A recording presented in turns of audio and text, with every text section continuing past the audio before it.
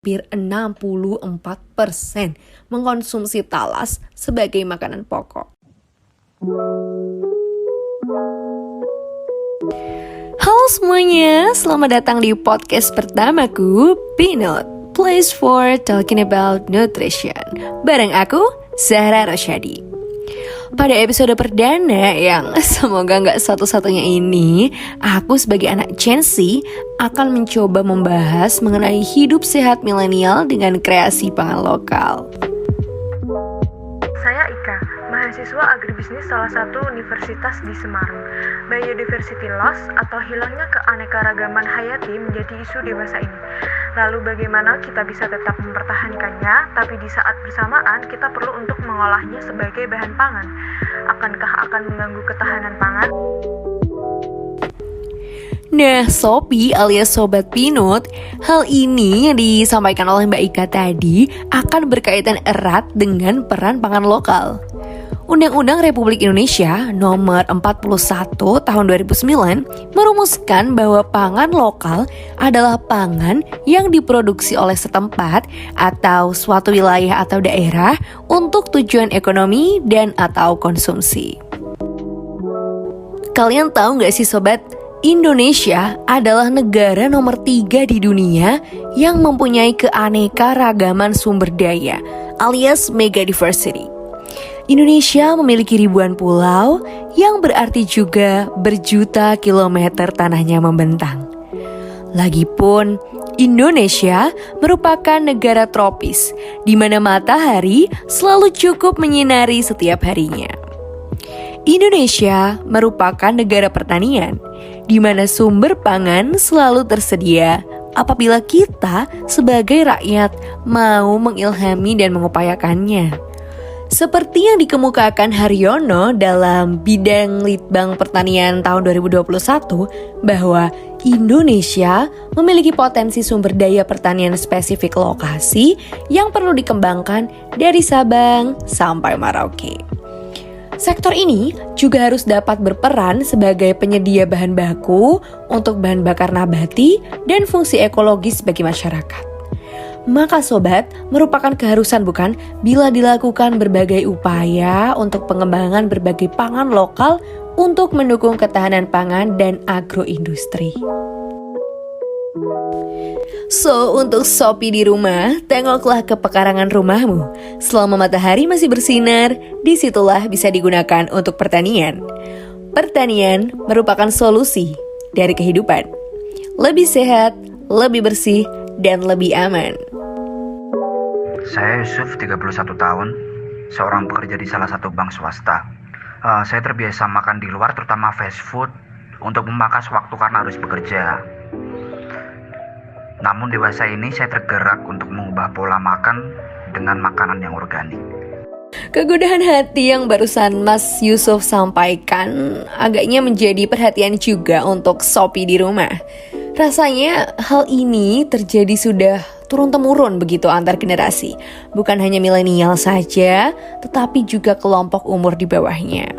Karena secara umum, pola makan orang Indonesia, khususnya kaum urban dan suburban, cenderung lebih banyak milih makanan yang cepat saji. Dan mengutip dari Suwarni dan Yasin pada tulisan ilmiahnya dengan judul Jagung sebagai Sumber Pangan Nasional yang bisa sobat akses pada Litbang Pertanian, makanan tradisional yang berasal dari pangan lokal Indonesia malah justru kurang diminati. Nah sobat, kalian tahu gak sih, pengalaman menunjukkan bahwa modernitas malah semakin membawa kita kepada ketidakpedulian terhadap sesuatu yang dirasa tidak efektif dan efisien. Ya salah satunya perihal makanan. Hal ini menyimpan bahaya bahwa kondisi seperti itu dapat merampas kesehatan bahkan hingga berujung ke kematian. Kalau kayak gitu berarti cukup serem ya sobat.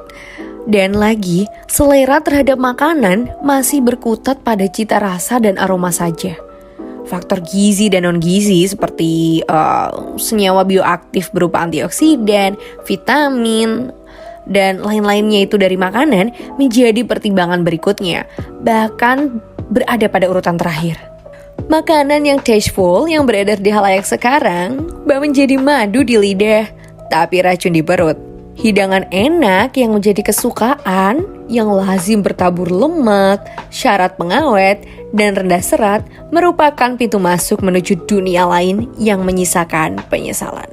Suka atau tidak suka, kini makin meluas penderita jantung koroner, kanker, darah tinggi, diabetes, kemudian stroke, dan penyakit degeneratif lainnya.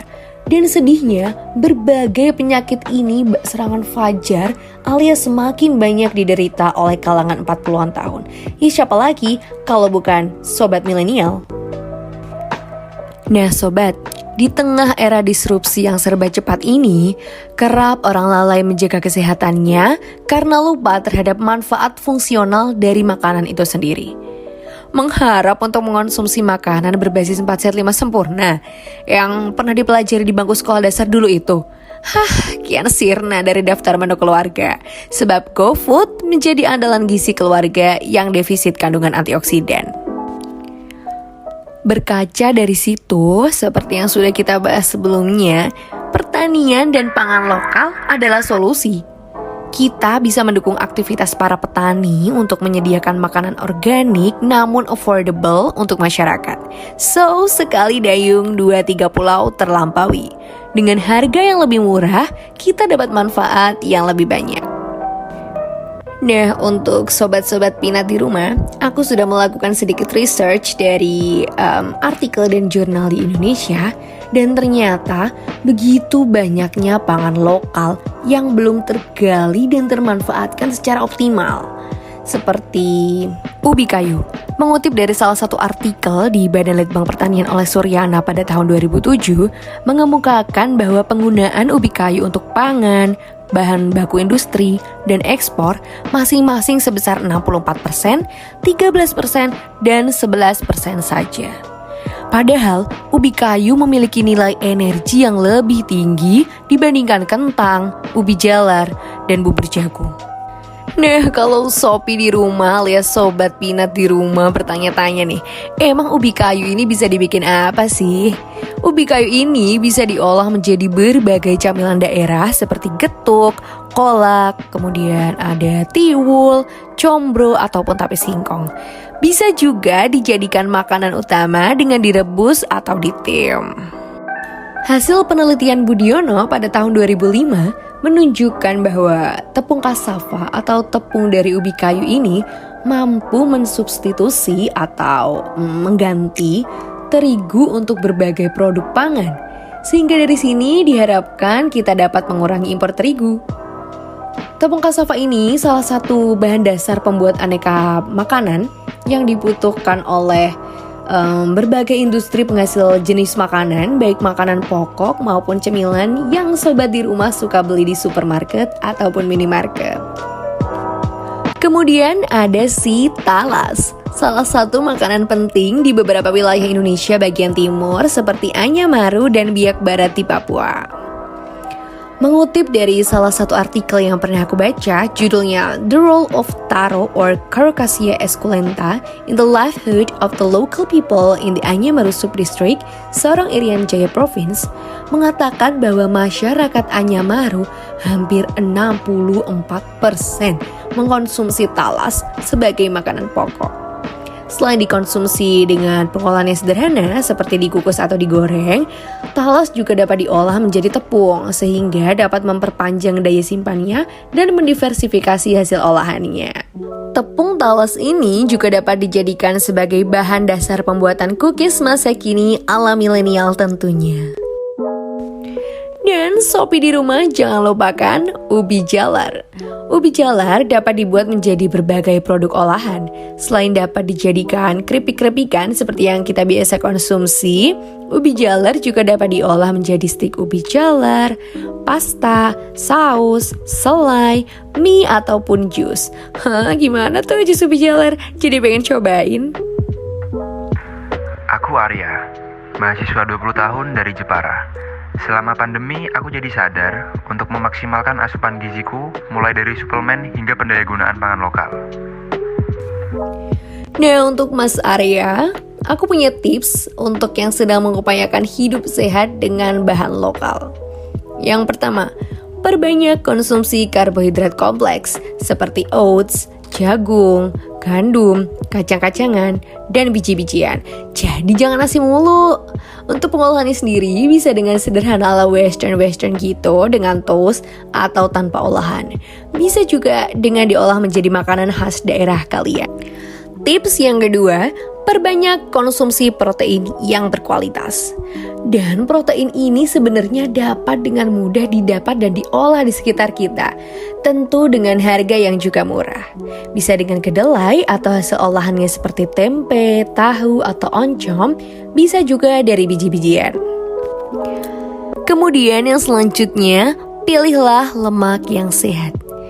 Di Indonesia ini dapat ditemukan dengan mudah lemak yang sehat. Apa coba itu sobat? Kelapa. Dari daging, minyak, hingga air kelapanya mengandung lemak baik yang dapat menunjang kesehatan. Kemudian, yang paling penting, air putih is a must. Untuk regulasi cairan dan pembuangan toksin, air putih sangat diperlukan oleh tubuh. Murah dan dapat ditemukan dengan mudah, bukan? Yang kelima, sehatkan pencernaan kamu dengan serat dari buah-buahan dan bahan makanan organik. Probiotik dan prebiotik pun dibutuhkan oleh sistem pencernaan. Gak perlulah beli suplemen yang mahal-mahal. Justru yang lebih baik adalah dari whole foods alias bentuk utuhnya. Bisa ditemukan dengan mudah di sekitar kita, seperti buah-buahan dan sayur-sayuran. Dan tips yang terakhir kita bisa dapatkan dari pernyataan Mas Arya tadi, tentunya kita harus mengurangi konsumsi junk food. Karena dari situlah lemak-lemak jahat dan wasteful food berasal. Kita bisa menggantinya dengan bahan pangan lokal yang jauh lebih murah dan jauh lebih bergizi. Nah sobat semuanya, setelah semua hal tadi yang dibahas adalah pangan organik, pangan lokal, sebenarnya dari mana sih kita bisa mendapatkan itu semua? Nah, sekarang ini sangat mudah untuk memperoleh bahan pangan lokal.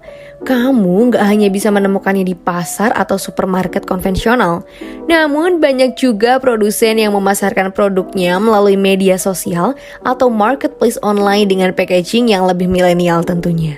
Kamu hanya perlu menyesuaikannya dengan kebutuhan serta budget yang kamu miliki. Oke, Sopi alias Sobat Peanut, segitu dulu ngobrol bareng tentang pangan lokal yang ternyata punya manfaat yang luar biasa. Semoga kita senantiasa menjadi pemuda yang kreatif dan inovatif tanpa melupakan asal-usulnya. Tunggu episode berikutnya ya. Kalau ada sih. Oke, see you Sopi alias Sobat Peanut di rumah semuanya. Semoga kalian sehat selalu.